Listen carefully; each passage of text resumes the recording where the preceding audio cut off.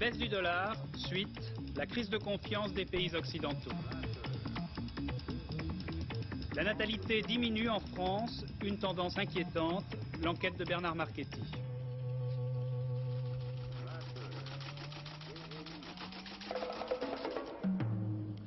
Mesdames, Messieurs, bonsoir. Ce tutoiement quotidien avec l'actualité, qui est le fait de tous les journalistes, particulièrement ceux de la télévision, qui sont là pour vous dire chaque soir ce qui s'est passé dans le monde, ne nous empêche pas parfois de rester un petit peu perplexes, presque incrédules. Reportez-vous un an en arrière et imaginez que je vous donne cette dépêche, lue à l'instant par Hervé Claude, le prix Nobel de la paix à Sadat et à Begin. Ces deux hommes se haïssaient. Leur pays se haïssait 3 fois. Ils avaient fait la guerre l'un contre l'autre. Ils s'étaient entretués. Et voilà qu'aujourd'hui, parce que l'un d'entre eux a regardé en direction de l'autre, et parce que l'autre a écouté, ils deviennent symboles de paix, à la manière des colombes de notre dessinateur. Washington, il y a un peu plus d'un mois, visiblement très ému, Begin va parler. Nous venons de signer avec mon ami le président Sadat un protocole d'accord. Nous avons promis de signer la paix dans 3 mois. Mais monsieur le président, c'est un grand jour, vous le savez. Alors promettons-nous de signer cette paix plus tôt que prévu.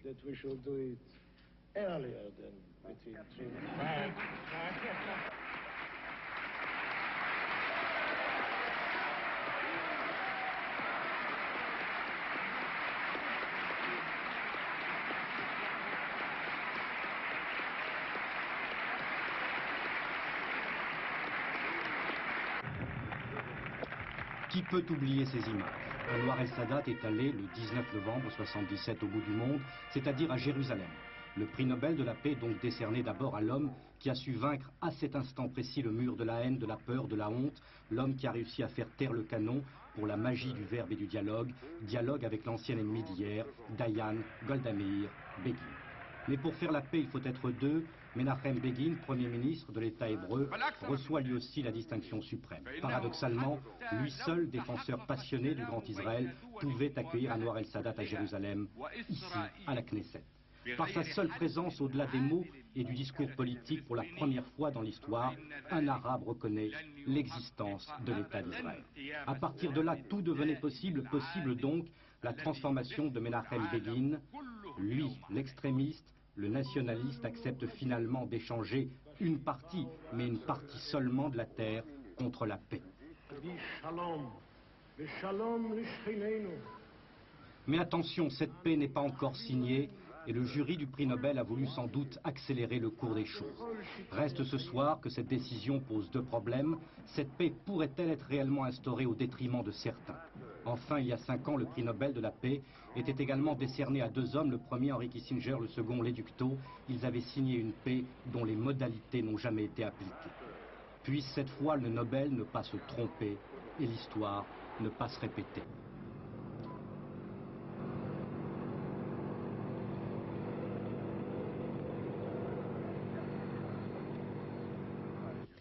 Évidemment, c'est vrai, les jurés du prix Nobel ne collent pas tout à fait à l'actualité. Ce n'est pas la guerre, mais à nouveau la petite guerre depuis 3 jours entre Égyptiens et Israéliens. Vous savez qu'après un bon départ, les négociations en vue de la signature d'un traité de paix se sont un petit peu enlisées à Washington, à tel point que les 2 délégations sont retournées dans leurs pays respectifs. Et puis, avant-hier, une décision de Jérusalem a remis le feu aux poudres, celle de renforcer très rapidement les implantations juives en Cisjordanie. Une décision qui a mécontenté Washington. Jimmy Carter l'a dit lui-même hier soir et son secrétaire d'État, Cyrus Vance, s'est déclaré profondément troublé par l'attitude israélienne. Je vous propose de suivre nos reporters en Israël, Philippe Rochaud et Jean Ray, pour essayer de comprendre ce que ça représente pour des Israéliens déjà installés en Cisjordanie.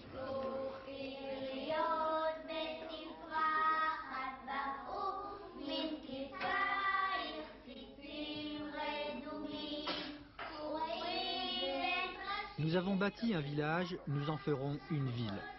Dans les écoles des colonies israéliennes de Cisjordanie, on apprend aux enfants qu'il faudra lutter pour continuer de vivre ici. Car depuis les accords de Camp David, on a peur. Peur de devoir partir un jour comme les colons du Sinaï. Pour les Israéliens, c'est en effet ici la Judée-Samarie et ce territoire doit rester la terre d'Israël. Moi, je l'appelle un territoire libéré. Vous le dites un territoire occupé. Ce sont des divers points de vue. Si on examine un peu l'histoire, on peut bien voir qu'avant 1948, toute cette région-ci, de Jérusalem, de la côte de Méditerranée jusqu'au bord du Jourdain, ça faisait partie intégrale de la Palestine. Même avant ça, la Transjordanie faisait partie de la province de Palestine sous l'occupation turque. Protégés dans leurs communautés agricoles ou dans leurs kibboutz, 50 000 Israéliens vivent et travaillent dans ces territoires occupés après 67, dont 5 000 dans ces colonies de Cisjordanie. Et ici, vous dit-on, ça n'est pas le Sinaï. Des centaines de millions de dollars ont été investis dans la construction d'usines qui exportent même vers les États-Unis. Mais politiquement et militairement surtout, ces points d'implantation sont d'un intérêt capital. Maintenir une présence israélienne jusqu'à la dépression du Jourdain pour défendre ce que les Israéliens considèrent comme une frontière sûre et bloquer les possibilités de créer ici un État palestinien. Il est évident qu'ici, tous les gens qui habitent dans notre région, et je peux parler vraiment en leur nom de ce point de vue-là, n'accepteront en aucune manière de vivre sous une autorité qui ne soit pas l'autorité de l'État d'Israël. Je suis d'accord qu'il faut faire un certain nombre de concessions. Je suis d'accord qu'il faut aller vers des relations de paix avec les Arabes, c'est évident, personne ne prétend une chose le contraire, mais je ne suis pas d'accord avec le prix qu'on paye. Menahem Begin a décidé de débloquer 80 millions de francs pour renforcer les implantations de Cisjordanie. Il entend par là donner un coup d'arrêt aux pressions du gouvernement américain qui veut qu'Israël rende Jérusalem-Est et la Cisjordanie. Mais Begin veut surtout par là rallier les opposants au traité de paix avec l'Égypte et rassurer l'opinion israélienne sur l'avenir des territoires occupés. Et je rappelle bien que ça n'a aucun rapport avec une colonie sauvage, c'est-à-dire une implantation décidée sans l'accord du gouvernement, dans le Sinaï par exemple. Bien évidemment, dans les circonstances actuelles, il était difficile d'attribuer le prix Nobel de la paix à un voisin d'Anwar el-Sadat et de Menahem Begin. Je veux parler du Syrien Hafez el-Assad, dont le rôle au Liban mérite quelque peu d'être éclairci. Eh bien, il pourra l'être en tout cas lundi soir sur Antenne 2. Ce sera une exclusivité mondiale puisque le président de la République syrienne a accepté de répondre aux questions de Jean-Pierre Elkabbach et de Alain Duhamel. Hafez el-Assad, le chef suprême de la Syrie depuis plus de 8 ans. Ce général d'aviation âgé de 50 ans peut, à lui seul, faire échouer toute véritable paix entre Israël et les pays arabes. Il est l'adversaire déclaré des négociations Sadat-Begin et du plan de paix de Camp David. Autour de lui, il a rassemblé les durs du monde arabe. Au Liban, il a mis en jeu le prestige de la Syrie en engageant son armée dans la guerre civile, tentant d'imposer sa loi tour à tour aux Palestiniens et aux chrétiens. Mais Hafez el-Assad joue aussi un rôle capital dans le jeu politique arabe, réussissant à être écouté à la fois de l'Arabie saoudite et de la Jordanie et de la Libye de Kadhafi. Hier, le président syrien a réussi un coup de théâtre diplomatique étonnant. Après des années de schisme, il a signé à Bagdad la réconciliation entre la Syrie et l'Irak, bouleversant ainsi les données du problème du Moyen-Orient. Lundi soir sur Antenne 2, en exclusivité, une interview en profondeur du président Assad par Jean-Pierre Elkabbach et Alain Duhamel. Donc lundi vers 22 h à peu près dans l'émission de Michel Labro, spécial lundi. Pour en terminer tout à fait avec ces réflexions que nous inspirait l'attribution du prix Nobel, il y a cette toute petite dépêche qui me paraît elle aussi révélatrice d'un état d'esprit à encourager. Cette nuit, des pêcheurs soviétiques ont sauvé 4 survivants de l'accident survenu à un avion militaire américain quelque part entre la Sibérie et le Japon. L'ambassade américaine a exprimé aux autorités soviétiques sa grande satisfaction pour la diligence dont elles ont fait preuve. Tout cela est dit en termes diplomatiques et un petit peu conventionnels, mais je crois que c'est bien joli quand même. Voilà en tout cas un beau sujet de réflexion pour les écoliers de l'an 2000.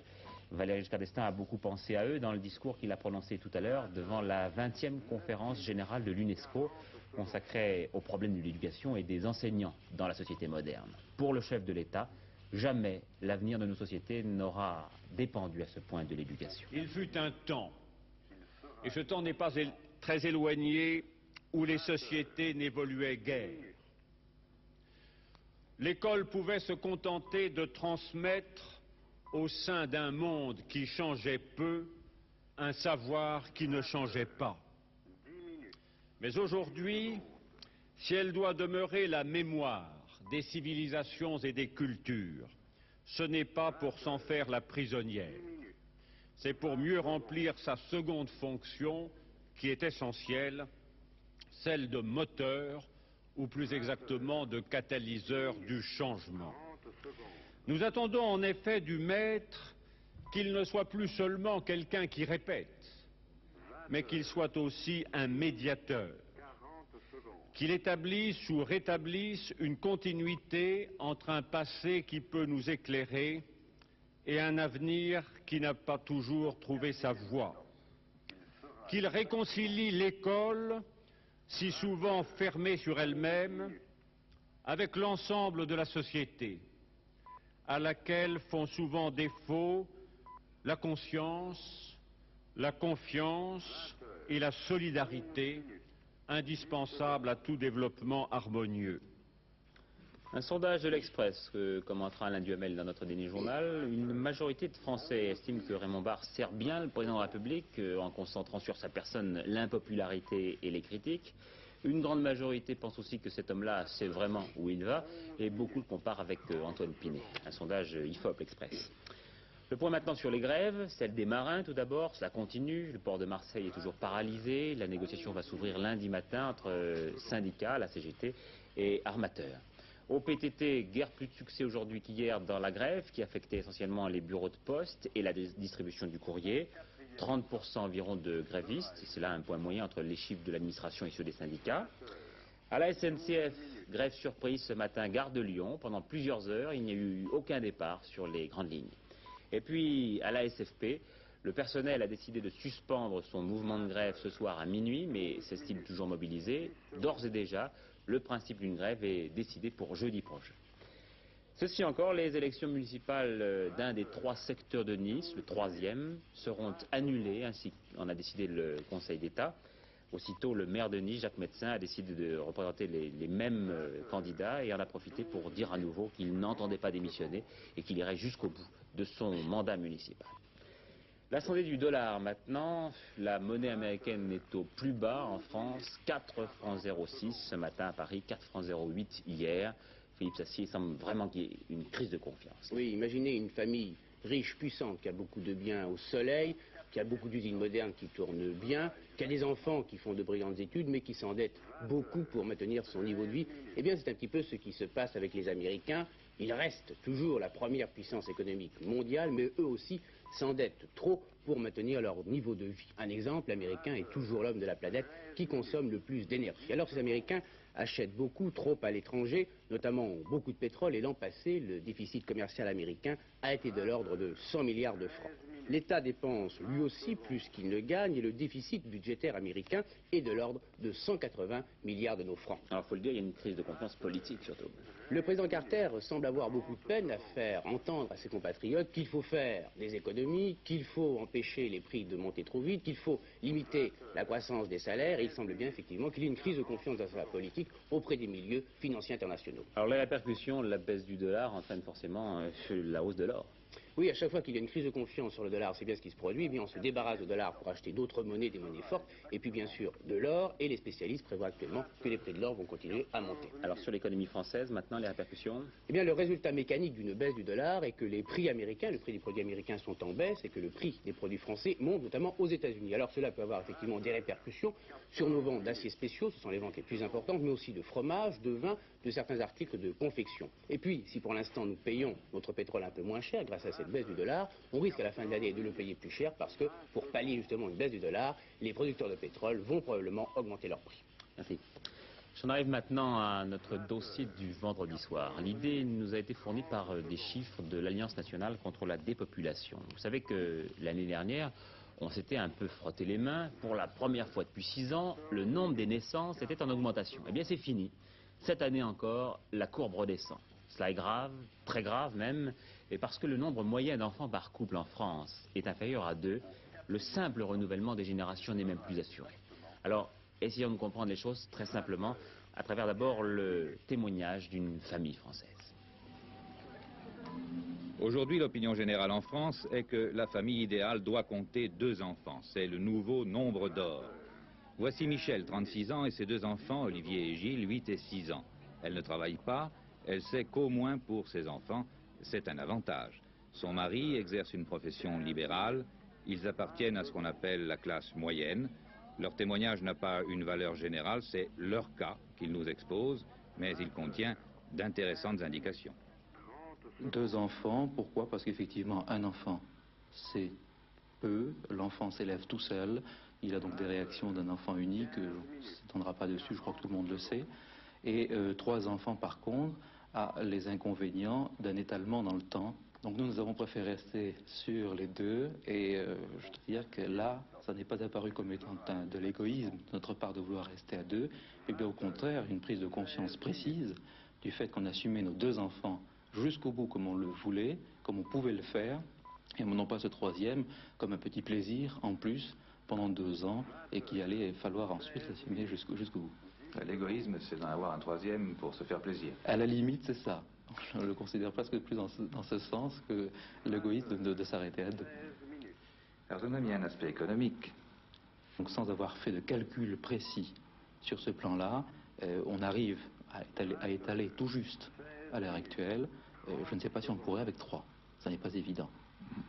Il y a des problèmes de déplacement, d'école qui deviennent très, très importants.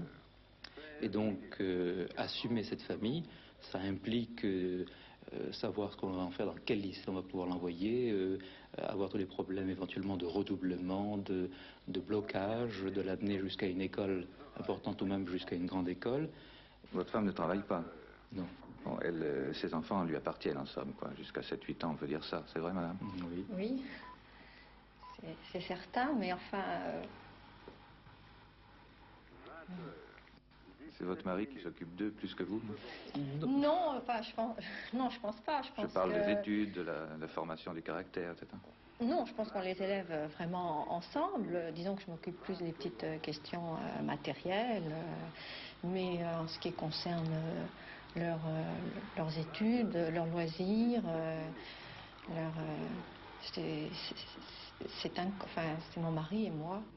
Maintenant, quant à dire qu'il faut que les Français aient 3 enfants systématiquement pour assumer la France de l'an 2000, je veux dire que là, je le refuse. À l'heure actuelle, la vie est difficile, il n'y a qu'à voir sur tous les plans professionnels, le nombre de chômeurs dans toutes les professions, quelles qu'elles soient, qui ne va qu'en augmentant pour l'instant. Et donc, on voit que toutes les grandes écoles ou des lycées, des quantités d'enfants qui ne trouvent aucun débouché. Ceci, il n'est pas évident du tout à l'heure actuelle que dans 20 ans, ce sera résolu. Oui, nous ne bouchons pas les yeux. La baisse de la natalité n'est pas un phénomène nouveau en France. Il a commencé il y a 2 bons siècles. Et pourtant, depuis, la population a presque doublé. La longévité moyenne aussi, on est passé de 45 ans à 73 ans. La vraie misère, celle qui tue, a disparu. L'État a essayé d'organiser la protection de la famille. Et bien, malgré tout cela, les chiffres sont accablants et l'avenir est inquiétant. En 1811, 29 millions de Françaises et de Français donnent le jour à 900 000 bébés. 135 ans après, en 1946, en sortant de la guerre, la France enregistre 850 000 naissances. En 1951, nous n'avons pas su faire mieux que 822 000 bébés. La fécondité des 52 800 000 Français de 1977 est encore moindre, 745 000 naissances.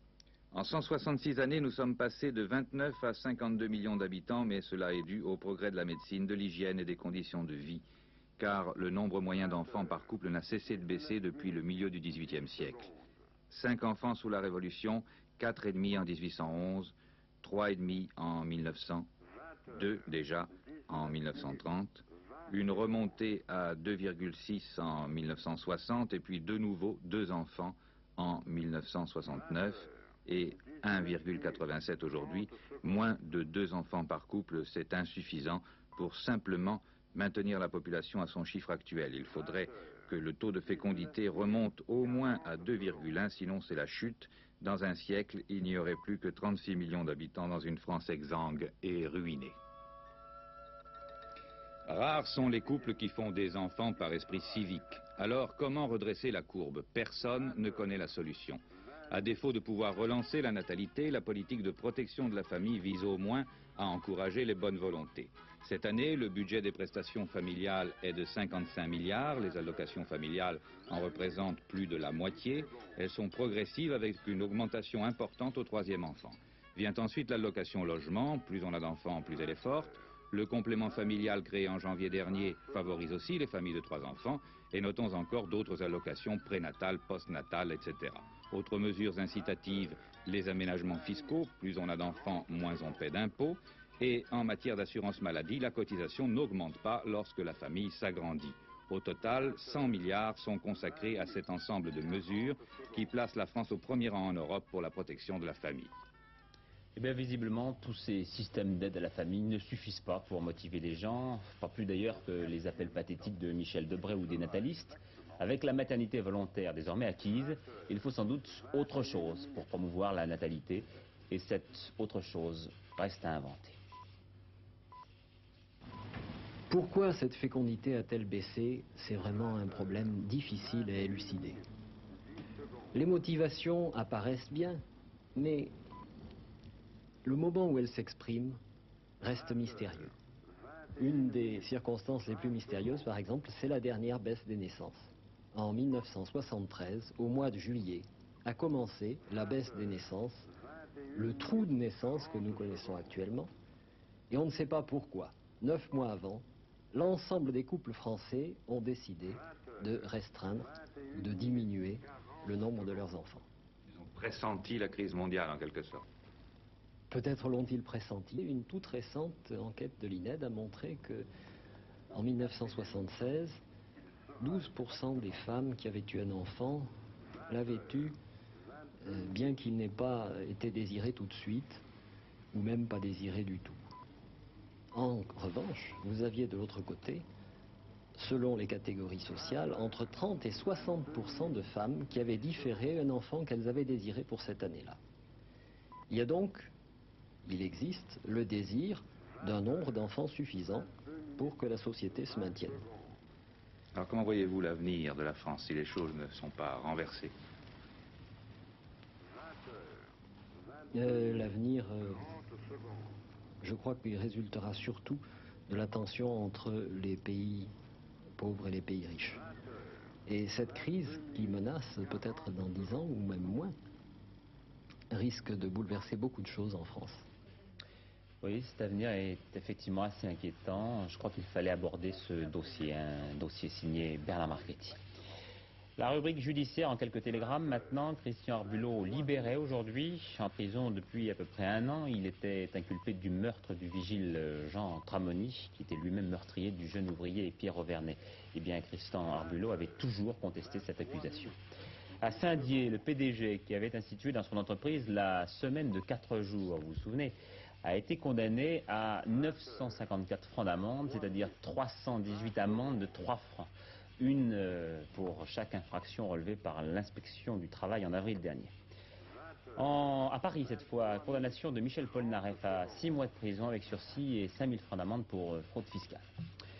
Les premiers vainqueurs français de l'Everest à l'Elysée ce matin, Valéry Giscard d'Estaing recevait Pierre Mazot et les membres de l'expédition. Un Pierre Mazot qui a perdu près de 15 kilos et qui a remis au chef de l'État le fanion et le piolet, plantés donc sur le plus haut sommet du monde. Fini le mégot au bord de la Lippe pour Lucky Luke, ou du moins sur les affiches de son dernier film, La balade des Dalton, et ce à la demande du Comité national contre le tabac. C'est une organisation privée, et à sa manière, Gus, vous le voyez, a résolu le problème. Voilà, la rubrique spectacle maintenant, avec ce soir une page musicale, création à Paris de l'opéra Simon Boccanegra de Verdi, mise en scène de Giorgio Strehler, c'est-à-dire l'un des plus grands metteurs en scène du monde, direction musicale Claudio Abbado. C'est une coproduction entre la Scala de Milan et l'Opéra de Paris. Une distribution éblouissante pour une œuvre difficile, mais qui avec le temps se révèle, je crois, être l'un des plus beaux opéras de Giuseppe Verdi.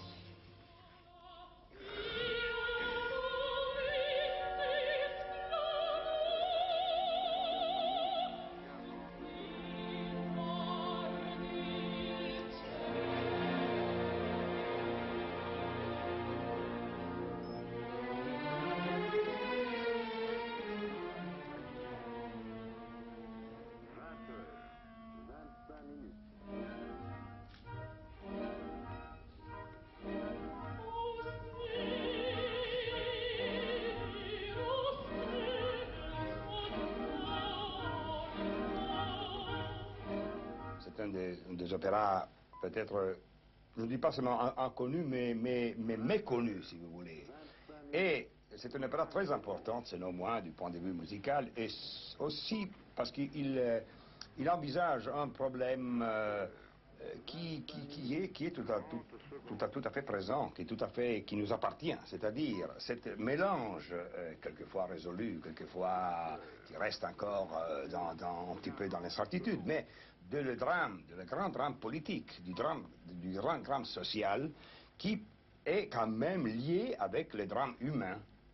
Dans ses développements lyriques, l'histoire de Boccanegra est extrêmement complexe. Pour l'essentiel, il s'agit du drame d'un corsaire qui parvient à devenir le premier doge de Venise. Et contrairement à ce que ses ennemis disent de lui, Boccanegra est plein de bonté et de clairvoyance. Il essaye d'instaurer la paix dans son pays, d'abolir un certain nombre de privilèges, ce qui lui vaut évidemment l'inimitié des grands.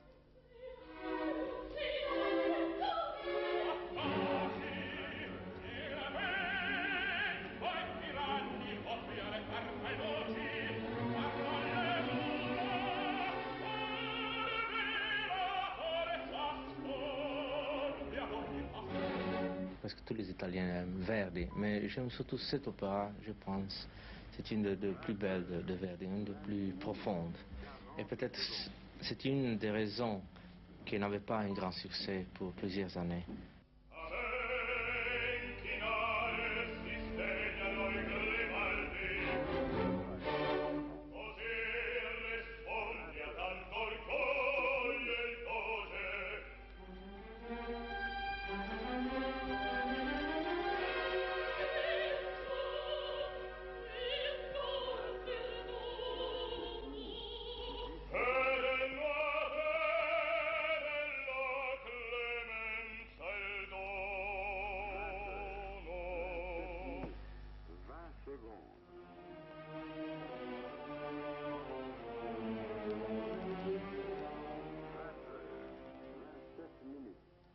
Rubrique judiciaire, encore un tout dernier télégramme. Aux assises de l'Essonne, Virgile Florea, qui était accusé de meurtre, a été condamné à 18 ans de réclusion. L'avocat général avait réclamé la peine de mort. La page météo, comme promis hier, à la veille d'un long week-end de vacances, les prévisions de notre spécialiste Laurent Broumède. Eh bien, il fera beau, Patrick, et le calme de l'atmosphère est tel que cela durera sans doute dimanche, et même si tout va bien lundi. Attention demain tout de même à la froidure dans l'est et le centre, avec quelques gelées locales blanches dans l'intérieur. Le brouillard, lui, sera plus épais sur l'Aquitaine, la Bretagne et la Normandie dans les vallées, mais il se dissipera.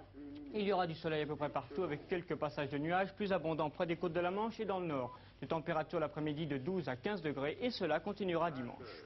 Merci. Un petit rappel avant de refermer ce journal. Il n'y aura pas demain de magazine des sourds et des malentendants, et ce en raison de la grève de la SFP. Vous avez d'autres rendez-vous demain, samedi et demi. Lundi, spécial lundi, l'émission de Philippe Labro et non pas de Michel Labro. Et puis un dernier mot pour vous dire que le dernier journal est prévu ce soir vers 22h50, présenté comme d'habitude par Hervé Claude. Voilà, au nom de toute l'équipe de la rédaction de l'Antenne 2, je vous souhaite une excellente soirée, et puis à tous ceux qui partent, de bonnes vacances. À bientôt.